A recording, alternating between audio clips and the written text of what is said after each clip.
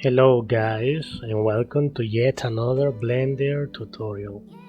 Today we're gonna be trying to recreate this Pokeball that you're seeing here. So without any further ado, let's get into Blender and get this done. So here in Blender already, and the first thing we want to do is to get rid of this default cube. We press X and delete. After that, we want to press Shift A, and I will be showing down here the buttons I press. Shift A, we choose a sphere, and in this option that we have here, we can change the segments and rings. Segments are the vertical one, and rings are the horizontal. So we don't want this line in the middle, so we're gonna find a number that cannot be divided into two. But the one I see is the best one is 27 because it gives me a really thin line, because this is the line that we later want to delete, this ring of faces. So we go to Shift, select face mode. Before that, we want to check this here so we can see through. We choose this line of faces, press X, and we want to delete faces, no vertices or anything else but faces. So we have this division of the Pokeball for the upper and the bottom part, right? So now we want to smooth this out, so we go to the modifier set and select subdivision surface. You can crank up this to level 3, both of them, render and view, and later on we want the solidifier. Okay, we can remove the X-ray view. So in this option here, you can add how thick you want your Pokeball to be. Right now it's not that important how much we add because we can change it later. That's the good part of the modifiers. We want to cut the middle circle in the Pokeball, but before, let me change the screen to show you something. Here I will show you how to activate one of the add-ons called the boolean, so we can use a cylinder or any shape to go through another shape. We will need this now. We go to edit and go down all the way to preferences. In the add-on tab here, we can go to the search bar. Over here we can type boolean, BOO. The first one appears, you just check, and if you open here, it will tell you the shortcut, Ctrl Shift B, and where it's located in the 3D view, sidebar, and edit.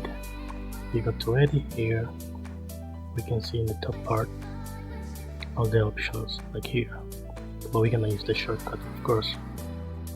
Now we want to choose first the shape that is going to cut, and second the shape that is going to be cut. After that, we press Ctrl Shift B.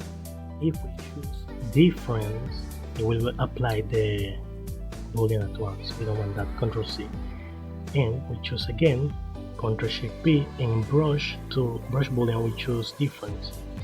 We can select the square, press H to hide, so we can change later. If you want it back, you just press Alt H to bring it back. So you see, if you scale, it can change the size, the place of the boolean, and you can apply later on. Don't need to apply now. Remove it. You can have fun with this, moving it all over the place.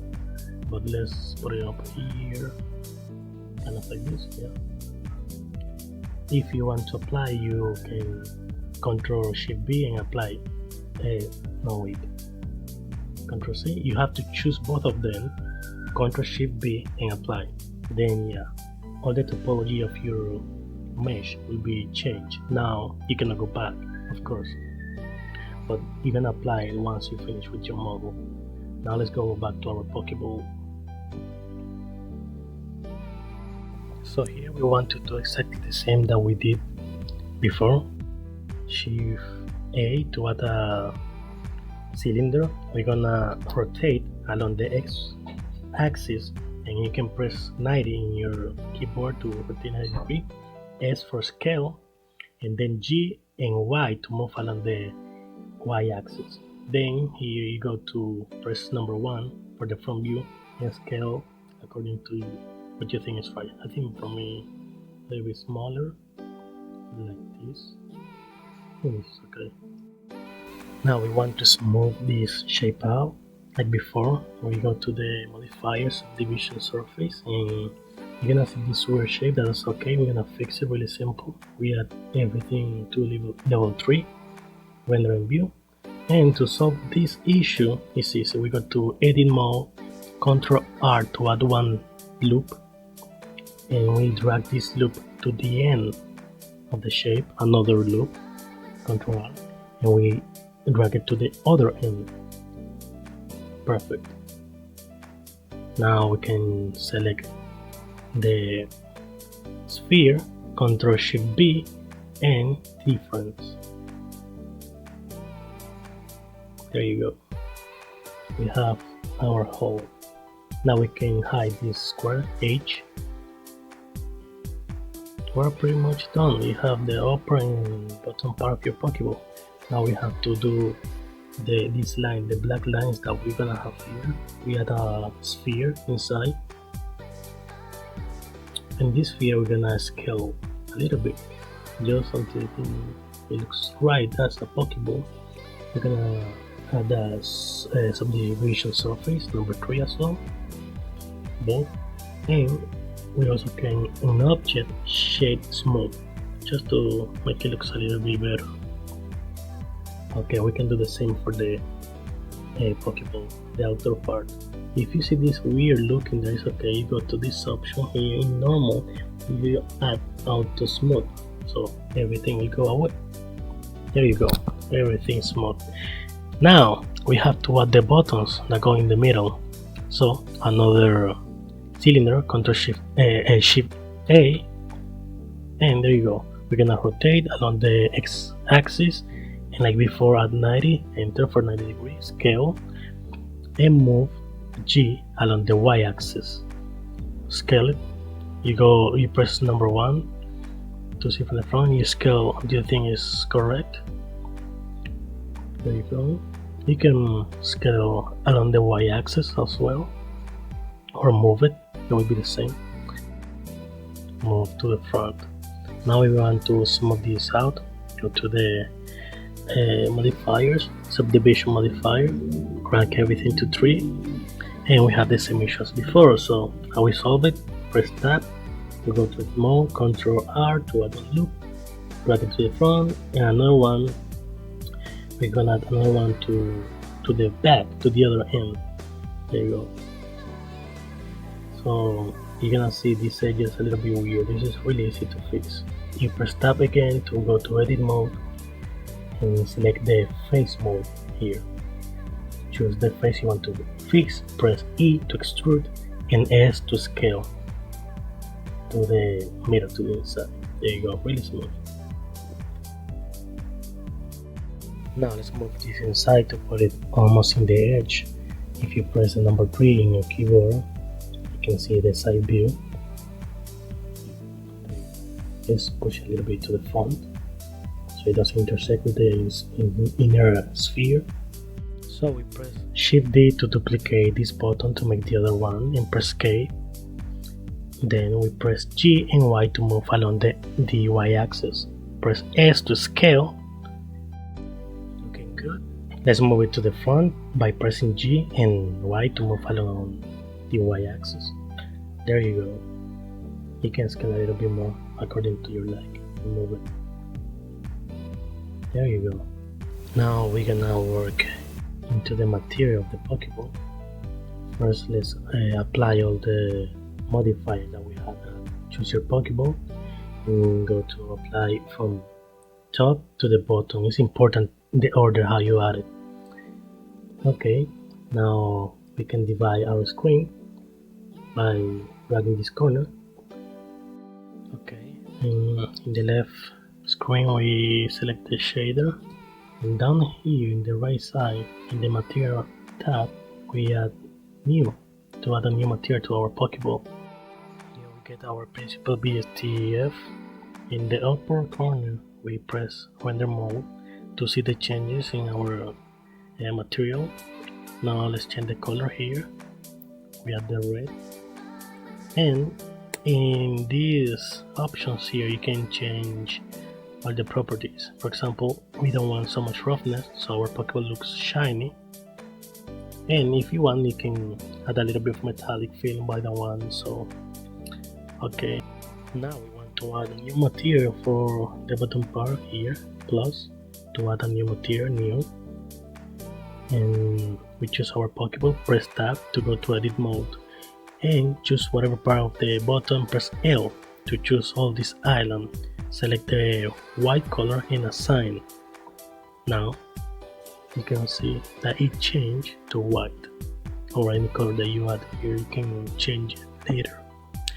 And for the black part, the black strips of the Pokeball, we're gonna choose the inner sphere, add a new material like the others, and in color we're just gonna change this all the way to black.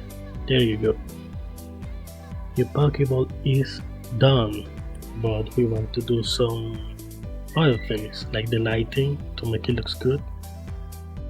Now in solid mode I want to scale up a little bit the inner sphere because I think the gap is too big, so you can scale it as you wish, as you like it, but I think for me it will be a little bit smaller, the gap. And this middle bottom I'm gonna push it a little bit to the front. There you go. You see, now it looks much better I think for me. Let's now add a plane. Shift A, plane. For the Pokemon to rest, scale it up, pressing S, G and C to pull it down. There you go. And if you want, we can make the Pokeball a little bit shinier. You select your Pokeball, and in the material menu, select the red one, and the roughness, you pull it down. You can pull the metallic one like I told you before, but for me I will let it not metallic. I will add a little bit of roughness so the reflection get this little blend. There you go. Okay, I will go to solid mode here and get rid of this screen by pulling the right one over. Now let's get ready the lighting. Scale this plane to make the stage a little bit bigger for the Pokeball, maybe there. Okay, if you press tab and select the edge mode, we can choose the back edge and press E to extrude and C to extrude up. Then we choose this part here and Ctrl B to make a bevel, and with the middle scroll of the mouse you can move it to add some extra mesh here to make it smoother. I think it looks good there. We can make the front a little bit bigger.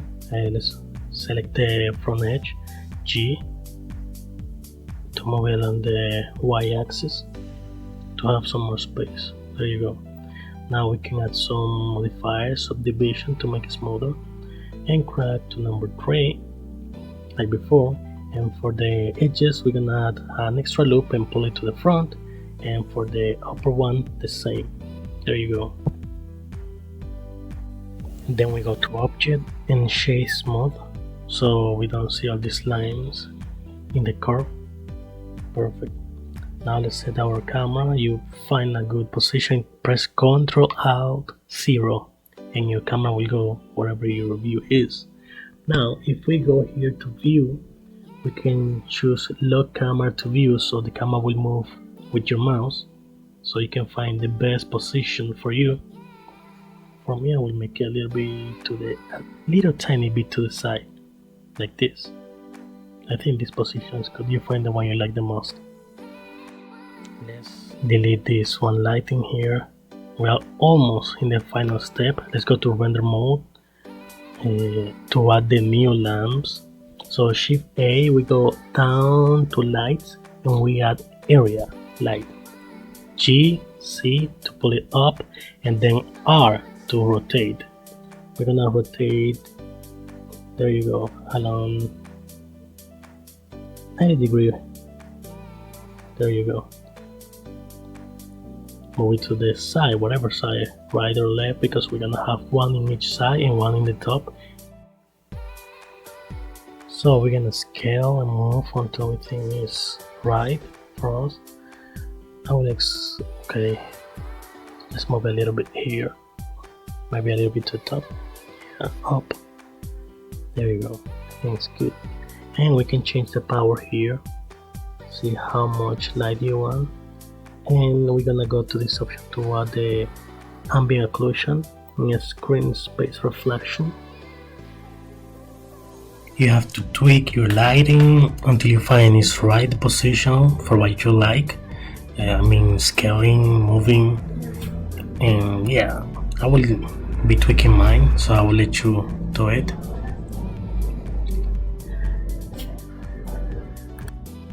When you find the right spot, we're gonna duplicate the one we already have by pressing Shift D.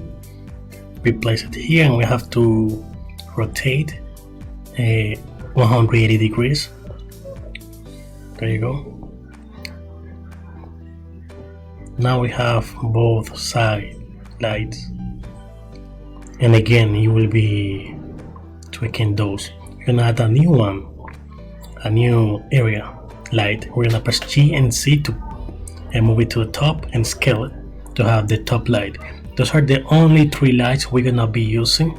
So you're done with the lights. We're gonna just scale and move until we find the right position. I think putting it a little bit further and increasing the amount of light make it look a little bit better, like more smooth. So yeah, let's find the right position.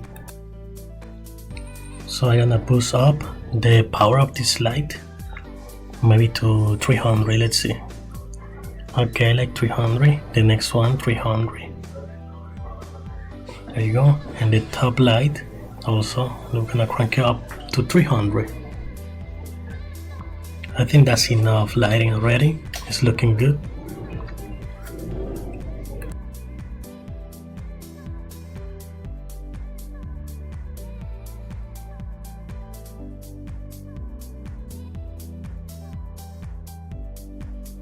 Perfect. Now we're gonna go to the render property minus here in the top, and here we're gonna select shadows, and we're gonna put this to 64. This number, the smaller it goes, the more quality you will have in your shadows. Also, let's change the sampling amount. The more samples you have in one render, the better quality is. Of course, you don't want to put like crazy amount of sampling. Actually, 64 is a good amount for this model. I'm gonna put 128, which is the double, but 64 can do.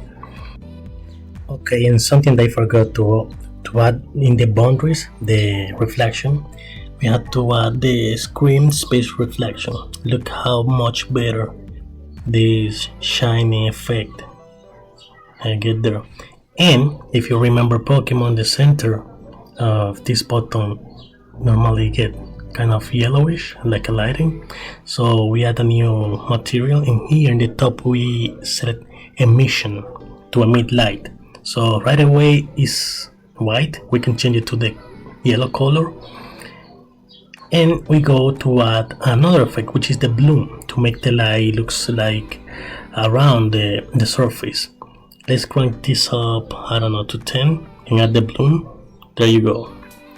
You can go back to the material and change the amount of bloom you want, the power of the strength of light. The more strength, the more bloom, but we don't want that much. Maybe 20 to 10 will make. I would edit that to 20. You can do 10 or whatever you want. So this is the end for this video. You have your Pokeball done and finished. If you want to tell me what you want me to model in the next video, let me know in the comments, and I see you in the next one. Bye bye.